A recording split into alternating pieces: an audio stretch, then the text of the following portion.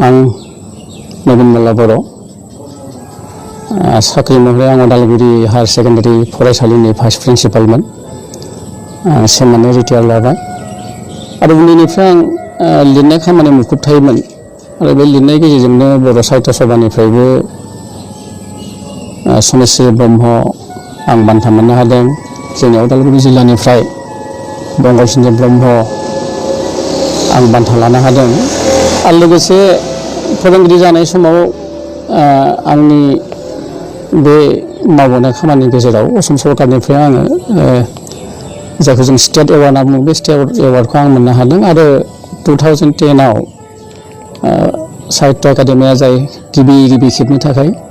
बाल साहित्य पुरस्कार मोनसे होदोंमोन आरो बेखौ गिबियावनो आं मोननो हादों। बेखिनिया जाबाय आंनि बुंनांगौ खोथा। दा खोथाया जादों बावैसो जों बयबो मिथिगौ मोनसे सुक्ति जादों जोंनि बर' माहारिनि गेजेराव भारत सरकार बेनिफ्राय जों जायफोरा हास्थायदोंमोन जोंनि एबसुआनो जा एनडिबिनि मोनब्रै गट दा बेयाव बे सुक्तिखौ आङो गमामायैनो जोबोद मोजाङै बरायदों आरो जारिमिनारि बिथिंखौ नायनो थांब्ला जों नुदों बे जोंहा मोनथाम सुक्ति गिबियावनो जादोंमोन 93आव बिएससि नैथियाव जादोंमोन 2003आव बे बिटिसि आरो दा फैनानै बिटिआर जादों। दा बेयाव जों फारि फारि नुबोदों जे मोनसेनि उनाव मोनसे बारायबोबाय थादों। बिटिसिआव जिखिनि मोनदोंमोन जोङो बिएससिआव जिखिनि मोनदोंमोन खोब खममोन। बेनि थाखाय आरोबाव जों सोमावसारनायखौ खालामनानै 2003आव जों बिटिसि मोनबाय बेयावबो माखासे जों मोनाखै नङा नाथाय जेसेबां नांगौ जोंनो बेबायदि मोनाखैमोन। दा फैनानै बिटिआरआव ओरैबायदि नुबाय जे बुंनो थाङोब्ला बे सुबिदाफोरा बहुद मोजां आरो बुंनो थाङोब्ला बिटिआर जाय बड'लेण्ड टेरिटरियेल रिजन बे इउटि इउनियन टेरिटरिनि जाय मोनसे डेभेलपमेन्टनि प्रसेस भारत सरकारा बनायनो हायो बेबायदि एखे प्रसेसजों समानै थांगोन बेखौ जों नुनो मोनदों। दा बेफोराव फारियाव जों नुनांगोन जोंहा जायफोरा डेभेलपमेन्ट जादों आं बिएससिनि खोथाखौ बारा बुंनो थाखाय बिटिसिआव जोंहा जाय सिटफोर दंमोन डेभेलपमेन्टनि थाखाय एमएलएनि सिटफोर बेखौ 40 दा 60आव फैबाय बे मोनसे जोंनि थाखाय मोजां खोथा। बे सिटआ बारायनाय लोगो लोगो जोंनि एरियाया अरबाय आरो बिनिफ्राय गुबुन फारसे जायफ्रा जोंहा बिटिसिनि अनगायैबो बर'फोर माखासे दङ बिथांमोननि थाखायबो मोनसे बनायना होबाय बेनि लोगोसे जोंहा डेभेलपमेन्ट फैगोन आरो बेनिफ्राय गुबुन मोनसे खोथाया जाबाय बे जाय जोंनि हारिनि सिनायथिनि कालसारेल हारिमु राव थुनलाइ बे आइडेन्टिफिकेसन जायखौ जों बुंदों सिनायथि बेखौ जों मोनफुंनो हादों आरो बिनि जाय इसादि नजिर एग्जाम्पल बे जाय एनेक्सार 1, 2, 3, 4 बेयाव रोखा बुंनाय जादों। दा बेबायदि जों नुनो थांदों आरो जोंहा एसे खाफाला गाज्रि जा सारा पृथिबियावनो कभिड-19 जादों। कभिड-19 जाबाबो बे एनेक्सार 1 सेयाव थानाय बेयाव सेयाव थानायखिनिखौ 90 डेजनि गेजेराव मावफुंनाय खोथा दङमोन। बेखौ जुदि मावफुंनायब्ला जों नुनो मोनगोन जे जोंनि बिटिआर सुक्तियाव गोख्रै खामानिफ्रा आवगायबोदों आरो बेयाव मोनसे खोथा जों एसे क्लियार नुनो मोनदों बे सुक्तियाव बेयाव फंसे खोथा बुंनाय जादों जे मर executive legislative administrative and financial बेखिनि खोथा जायखौ माने जोंनि मावख'आव जोंनि रांखान्थियाव जोंनि एडमिनिस्ट्रेटिभ पावारनि जाय खामानि बेफोरखौ बारायजोबदों। दा बे बिथिङाव बेथ' मोनसे जोबोद मोजां सुक्ति। दा बेखायनो जों सानो दुलाराय बर' हारिया सान्थिप्रिय मानसि सान्थिजों जों खामानि मावनो लुबैदों आरो बेखौ एबसुआ अनेक बार बुङो सान्थि मावनांगौ होननानै आरो जेब्लानोखि जोंहा खामानिफोरा जायासै मोनसे बिग्रायनाय फैबाय खुद्रिनाय फैबाय सरकारनि खाथियाव हाथियार दैग्रा गौथुमफ्रा नुजाबाय आन्दलन खालामनो गोनां जाबाय गावनि गेजेराव एनानि जाबाय जिउ गारनो गोनां जाबाय। दा बेखौ नुबाय जे बेबायदि खालामबाय थाबा हारिया जौगानाय नङा। बेखायनो जों जे मास्टार रेस जायखौ बुंदों मास्टार रेस जानांगौबा जोंनि हारिया मा जानांगोन बे हाथियार गैयै मोनसे हारि जानांगोन। दा हाथियार गैयै हारिखौ खालामनो थाखाय मोनसेल' उपाय बेखौ जों मानिनांगोन। एबसुआ प्रमद बर' बिथाङा जोबोद बेनि मोजां बिबान लादों आरो मोजां बिबान लानानै गासैबो एनडिएफबिनि मोनब्रै जाय हान्जा गोरोबलायाखैमोन बिथांमोना बिसोरनि गेजेराव माबा मोनसे एनानि फैदोंमोन बेखौ गोरोबनानै हाथियारखौ दोनजोबनानै दिनै हाथियारखै बर' समाज गसंनानै बिटिआर सुक्ति जादों आरो बे बिटिआर सुक्तिखौ जों बयबो जोङो गनायनांगौ मावनांगौ। ओरैनो जोंहा मोनसे बदनामबो दङ जे जोंनि बर'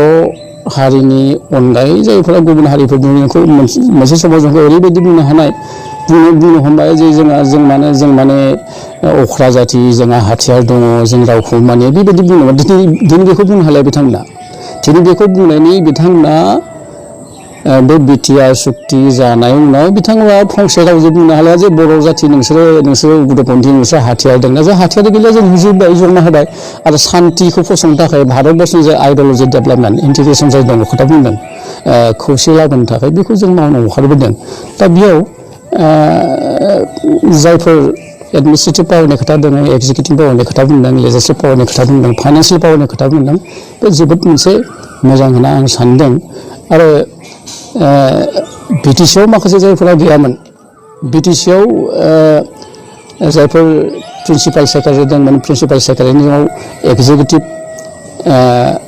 बेखौ मा होनना बुङो एक्जिकिउटिभ अफिसार सासे चिफ एक्जिकिउटिभ अफिसार बेखौ खामानिखौ माने मनिटरिं एक्जिकिउट खालामनाय माने बिटिसिनि गाहाय मावख'जों बिनिफ्राय प्रिन्सिपाल सेक्रेटारि बे मोनसे खोथा जों नुनो मोनदों बे मोनसे मोजां खोथा आरो बेल' नङा बिटिसिनि सुक्तियाव जों नुनो मोनदोंमोन बिटिसिनि सुक्तियाव जोंनि सिबा बे डिसिफोरखौनो जा एसपिफोरखौनो जा जों जेबो खालामनो हायामोन जे बेखौ आसाम सरकारा जि खालामनांगौ बेखौ खालामनांगौमोन। दा बेयाव जों नुनो मोनबाय जोङो डिसिफोरखौ एसपिफोरखौ जायखौ एसपि माने पुलिस प्रसासन जायखौ जोंहा हम एफेयार्सआव हम दप्तराव जों थांनो हायो बे खामानिखौ मावनानै बेसे गोजौ खोथा मानोना बेखौ मोनियाव बे पावारा जोंनियाव आखायाव गैयैयाव जों पुलिसखौ जेबो खालामनो हायामोन एसपिखौ जेबो बुंनो हायामोन। दा बेबायदि बिथिङाव जों नुदों बेथ' मोनसे जोबोद मोजां सुक्ति आरो आं दहायनो मख'दों आंनिफ्रायबो एसे बुंनो गोनां खोथाया आं लिरनाय लोगोसे सोलोंथाइ बिफानाव थादों आरो सोलोंथाइ बिफाननिफ्रायनो आं भाइस प्रिन्सिपाल रिटायार जादों। बे बारनि सुक्तियाव एसेबांखिनि सेन्ट्रेल इन्स्टिटिउटफोर होनाय जादों फसंथान एक्जिकिउटिभ इडुकेसनेल इन्स्टिटिउसन होनाय जादों बे ओरैबायदि होनाय जादों माने बेथ' मोनसे फिसा स्टेटनि समब्ला समब्ला मोनदों जेराव जोङो सेन्ट्रेल इउनिभारसिटि मोनबाय सेप्तेम्बर बर'आव जागोन बे आं मिथिनायाव आरो लोगोसे मोनसे सारा भारतआवनो बे इन्दिरा गान्धी ट्राइबेल इउनिभारसिटि बिनि केम्पास मोनसे भैरबकुन्दआव बेखौ मोनबाय बे मोननै आरो गुबुन मोनसे जाबाय टेक्न'लजिनि खोथा फैदों टेक्न'लजि जाय CIT मोनसे मोनखादोंमोन जोंहा सिगांनि एकर्डआव दा मोनसे गोदान मोनसे होबावनाय NIT national institute of technology दा नेसनेल इन्सटिटिउट अफ टेक्न'लजि होननाया ओरैबायदि आं सोलोंथाइनि खोथाखौनो खालामदों सोलोंथाइयाव थानायखाय जोंनि टेक्न'लजिया सारा भारतबर्षआव IITनि सायाव गैया इण्डियान इन्सटिटिउट अफ टेक्न'लजि आरो IITनि उनावनो जाबाय NIT national institute of technology दा दिनैनि थारिखआव समब्ला भारतबर्षआव IITआ 23 सासे थाहैनो हागोन आरो बिनिफ्राय NITआथ' गासै स्टेट वाइसआव दङ नाथाय जोंहा स्टेट मोनाखैबाबो जों मोनबाय बे मोनसे जोबोद गोजोनथाव खोथा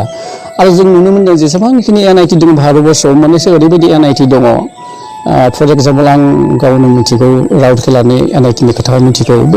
बे NITफोरा IITनि समब्ला स्टेन्डार्ड IITनि बायदि स्टेन्डार्ड दङ अब्ला जोंनि बिटिआर एकर्डआव जायखौ जोङो NIT मोनगोन नेसनेल इन्सटिटिउट अफ टेक्न'लजि बेबो बिदि जागोन दा एसेबां मोजां मोनसे जों खाबु मोनदों आरो लोगोसे एजुकेसनेल मेडिकेल लाइनाव जायखौ बुंनाय जादों मेडिकेलनि मोनसे जोङो सेन्ट्रेल लेभेलाव मोनदों आरो लोगोसे जों मा मोनबावदों केन्सारनि थाखाय मोनसे हस्पिटाल मोनदों आरो बेनि अनगायै माखासे भेटेनारि इन्स्टिटिउटआनो जा आरो बेनिफ्राय स्पर्ट्स इउनिभारसिटि मोनदों नेसनेल स्पर्ट्स मोनदों अडिट'रियाम मोनदों बे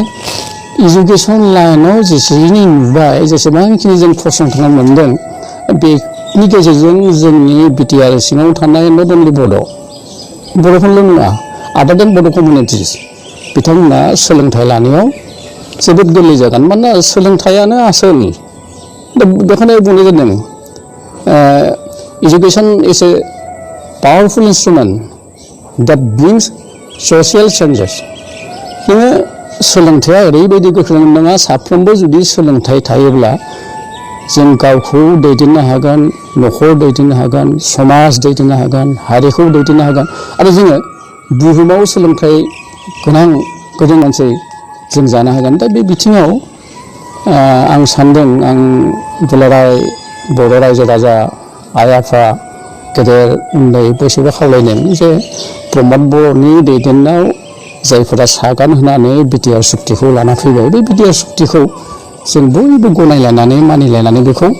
एक्जिकिउट खालामनांगौ, जों मावफुंनांगौ आरो मावफुंनायाव मदद होलायनांगौ आरो बेनो जोंनि खावलायनाय। आं सानो बे थिग समाव बर' जाथिया बे सुक्तिखौ मोनदों आरो बेखौ जोङो मावफुंब्ला जुदि गासै इमप्लिमेन्टेसन जायखौ बुंदों जों जेसेबांखिनि जोङो बे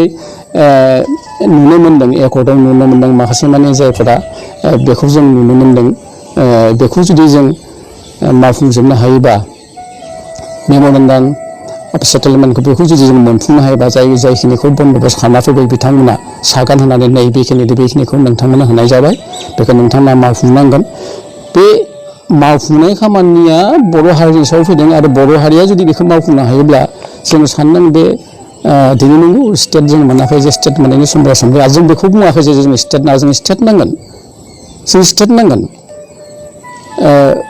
जेब्लानोखि बिएससि मोनदोंमोन अब्लाबो जों बुंदोंमोन जोंनि बिएससि मोनदों नाथाय गाबोन जोंनि स्टेटखौ नांफिनगोन। जेब्लानोखि जोङो बिटिसि मोनबाय अब्ला बुंबाय जोंनि स्टेटखौ नांगोन आरो दाबो जों बिटिआर मोनदों जों बुङाखै जोंनि स्टेट नाङा जोंनि स्टेट नांगोन। मानोना मोनसे हारिखौ मास्टार रेस दानो थांनायाव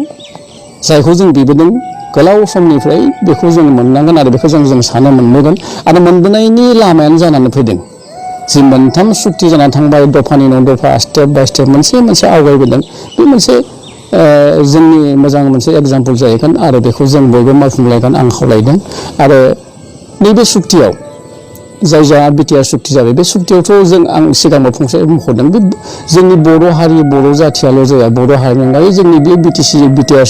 एलेकायाव जायफोर थाखानि बिथांमोनाबो जौगागोन आरो बिथांमोना जौगानाय जाय बे जोंनि आखायाव दङ बे एनेक्सार 1, 2, 3, 4 बेयाव रोखा दङ बेखौ रोखा जोंनि रायजोफोरा रायजो राजाफोरा बर' समाजनि सोद्रोमाफोरा लासै लासै मिथिजोबगोन। आं फंसे दहायनो मख'दों जे सोलोंथाइया जोंनो गोनां। एजुकेसन इज द बेकबोन अफ द नेसन। सोलोंथाइयानो जाथि मोनसेनि सिनस्रि बायदि। दा बे सोलोंथाइखौ मोननो थाखाय जोङो बर' मिडियाम खुलिबाय, बर' मिडियामा जौगासिनो फैबाय। दा फैयै जोंनि बे बर' रावा इउनिभारसिटि लेभेलाव सफैदों 1 नम्बर। 2 नम्बर बर' साहित्य सभाया गोलाव समनिफ्रायनो बर' बिजोंनि फरायसालिफोराव माखासे आंखाल जेंना बे लेखानिफ्राय पस्ट सेंसन बिल्डिं इनफ्रास्ट्राक्चार माखासे झामेलाखौ नुनानै बिनि थाखाय मोनसे सेपारेट डिरेक्टरेट बिबाय थादों गोलाव सम। नाथाय नैबे बिटिआर एकर्डआव बे जानानै फैबाय बे मोनसे जोबोद गिदिर खोथा। जेब्लानोखि सेपारेट डिरेक्टरेट जाबाय डिरेक्टरेट फर बड' मिडियाम स्कुल्स बड' इन्सटिटिउटफोरनि मोनसे डिरेक्टर जाना फैबाय माखासे जेंनाफोरा बिनि दारा जोङो बे सुस्रां जागोन बेखौ जों मिथिगौ जों मोजां मिथिगौ। जोंहा माखासे जायगायाव जायफ्रा रिमट एरिया रिमट भिलेजेस गामि सिं दङ बेफोराव जोंहा फरायनो गोसो दङ फरायसाबो दङ फरायसालिबो दङ नाथाय मालाबा जों नुदों बेयाव नांगौ रोखोमनि फोरोंगिरि गैया भेन्सार जानानै दङ। दा बे भेन्सार जानाय फरायसालिफोरखौ बेखौ लागोन बिथांमोना नैबे एकर्ड मथे जायफोरा फरायसालि बे गुदि फरायसालिनिफ्राय हायार सेकेन्डारिसिम आरो माखासे जोंहा भेन्सार कलेज दङ बे कलेजफोरनि स्टेटासाव जोंहा आर्ट्सनि कलेज दङ कमार्सनि कलेज दङ साइन्सनि कलेज दङ जोंनि उदालगुरि कलेजनि साइन्सनि कलेजआनो दिनैसिम जायाखै। उदालगुरि बायदि जायगायाव साइन्सनि कलेज मोनसे गैया। दा बेफोर खोथाया फैजोब्बाय। दा बेखायनो आं सानो जे बिटिआर सुक्तियाव बेखौ जे इमप्लिमेन्टेसन जाबानो बे जोंहा जानानै फैगोन आरो बे मोनसे बर' सानथ्रिनि थाखाय मोनसे मोजां खोथा बे सेपारेट डिरेक्टरेट मोननाय भेन्सार स्कुलफोरा पस्ट सेंसन मोननाय बे मोनसे मोजां मोनसे मजिद एग्जाम्पल दैदेनगिरिफोर जायफोर दङ सुक्तिकारि दैदेनगिरि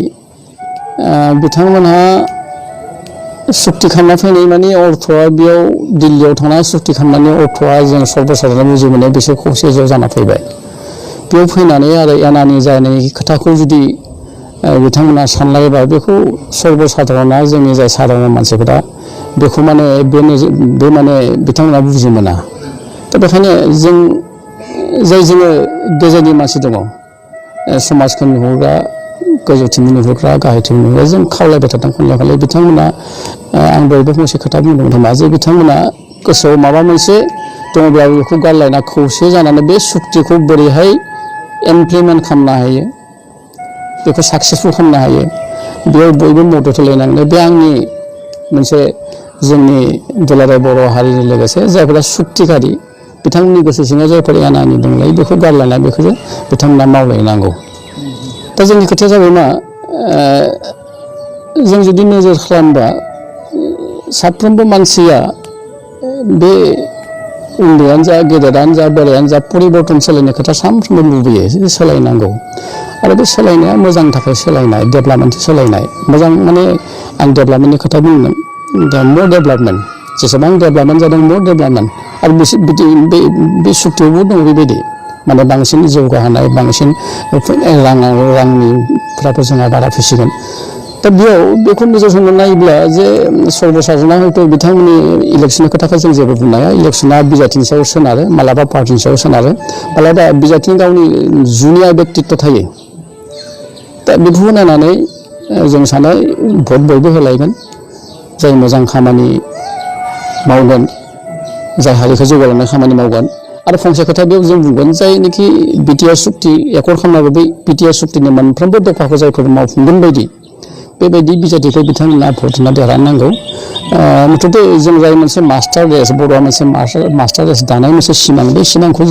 खालामबा जों नैबे सुक्तिफोरखौ मोनफ्रोमबो दफाखौ जों साफ्रोम बर' फिसाफोरा मावनांगोन आरो मावब्लासो जोंनि सिमांफोरा जोंनि साननायफ्रा जाफुंगोन बिटिआरआथ' गांसे मोजां सुक्ति होननानै जों बुंबाय आरो बे मोजांबो नंखागौ